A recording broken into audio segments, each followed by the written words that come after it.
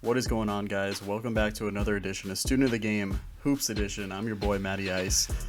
So we're going to be breaking down Iowa State, things that I like about this matchup, things that I don't like.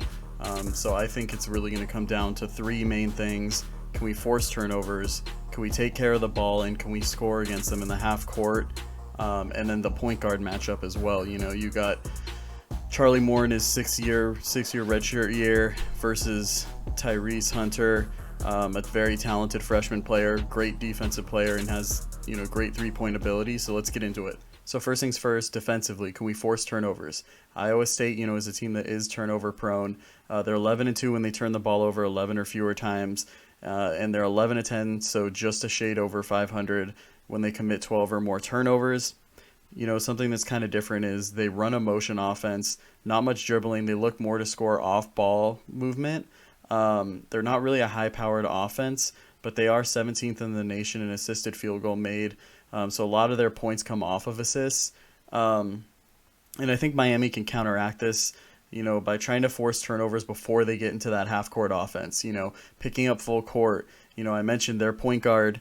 Iowa State's point guard is a true freshman, and he's prone to committing turnovers. He commits 3 turnovers a game, and I think that this will make it rough on the Iowa State offense because they'll have less time to go through that offense and take advantage of miscommunications by the defense, on switching screens and such. So how does Miami do this? Like I said, they got to communicate on off-ball screens and cuts, keep the ball on one side of the floor, so you can double and trap, that side of the floor, whoever has the ball, and, get them to dribble. They're not used to dribbling in this offense. They do dribble, obviously, a little bit to try to score, but you want them to dribble away from the pressure, try to get a turnover where, they dribble off their foot, goes out of bounds, or, we just get a steal. The other thing that I did notice too about the Iowa State offense, they usually start some sort of movement with, the high post screening down for the low post, and getting the ball to one of their big guys in the high post. And, they like, having him play make up top.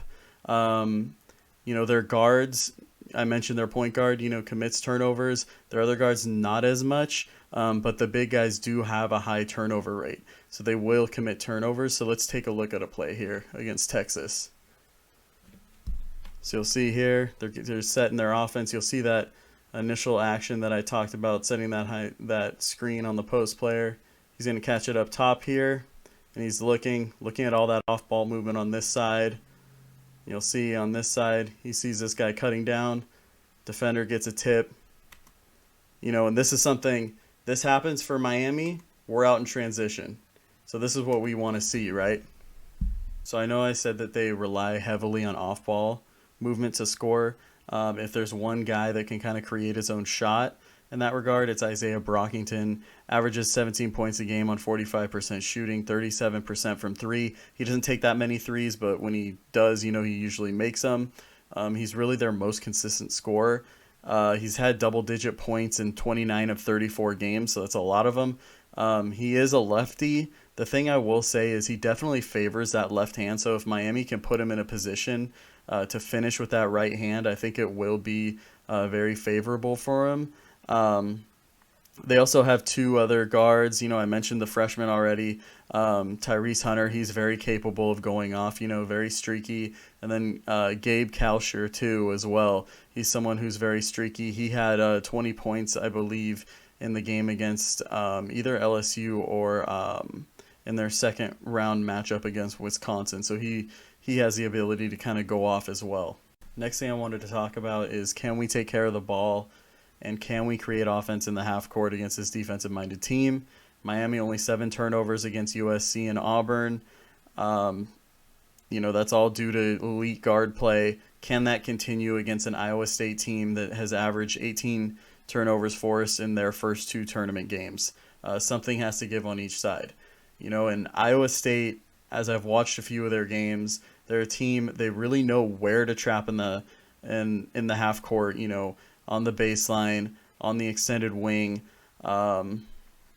they really play passing lanes well, and they're very aggressive with them as well. And so that's something that I think you can take advantage of as a player, cutting down, diving to the basket.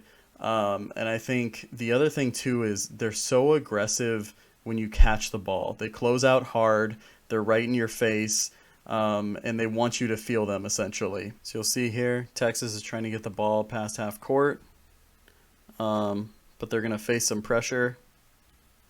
So you'll see right here, you can see Texas players are kind of stacked up along here. This defender recognizes it. He's going to come up to double. See, he doubles.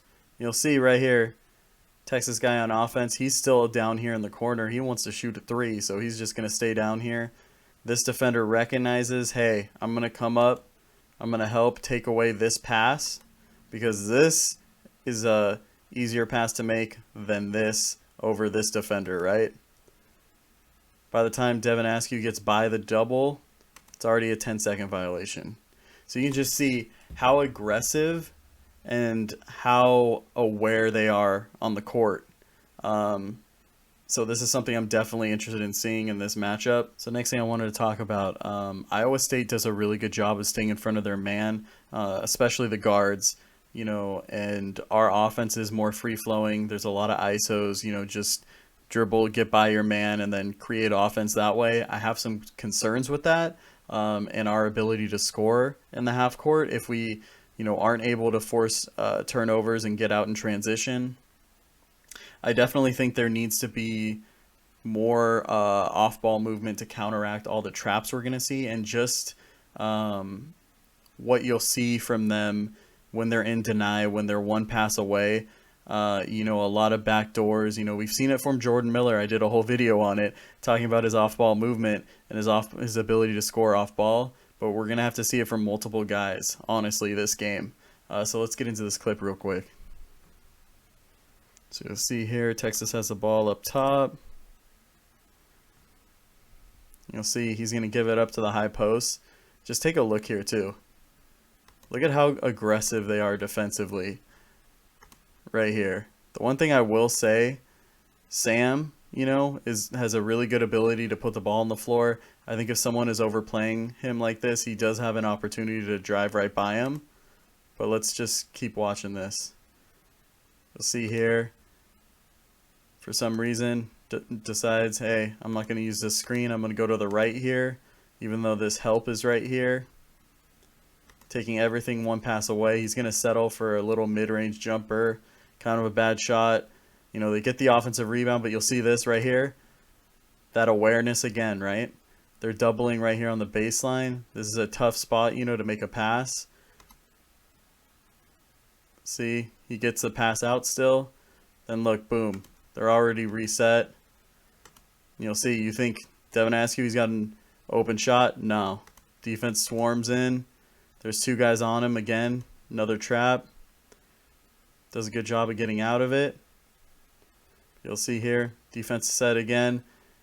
He's going to set a screen up here on Kalsher. You'll see, not really a good one. Kalsher draws the offensive foul here. And just what I'm saying, they're up in your grill. You're going to feel them.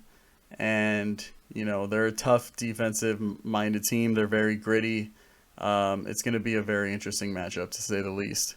So the last thing I wanted to talk about is a point guard matchup between Charlie Moore and Tyrese Hunter, because I think it's very interesting and it's going to have a huge impact on the game. So Tyrese Hunter of Iowa State, he's a true freshman, great young player. He's very streaky offensively, but he has the ability to create his own shot.